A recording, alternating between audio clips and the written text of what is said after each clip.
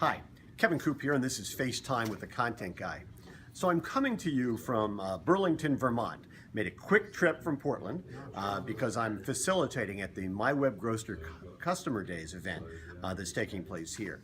And it's really, really interesting, and we've had some really interesting speakers and panels. Not surprisingly, we had a panel that talked about Amazon and Whole Foods, and it was really, really interesting in terms of talking about the cultural changes that companies have to make. Yes, they have to make technological changes, they have to make organizational changes, but they really have to make the kind of cultural changes that allow them to be more nimble, allow them to be faster in terms of competing with the increased threat that Amazon and a Whole Foods combination are going to represent. So that was really, really interesting. But of course, we had to talk about Amazon and Whole Foods. It's like the old joke about Rudy Giuliani, right? Every sentence he says is a noun, a verb, and 9/11. For me, it seems like every sentence I'm uttering lately is, Amazon, Whole Foods, and an adjective.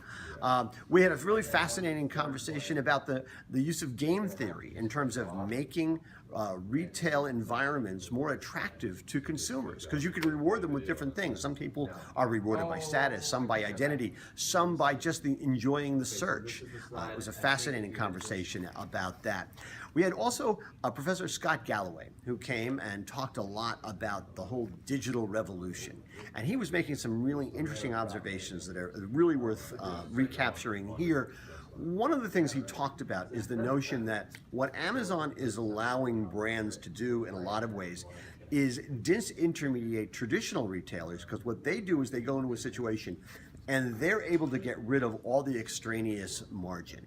And that's basically what they're offering to consumers. I mean, it means that Amazon is not making any money, or at least not showing a profit on its balance sheet, but it's doing so by taking that margin and basically giving it back to the consumer or applying it to other kinds of research and development projects that allow them to be more competitive and to create an ecosystem that's very difficult to compete with.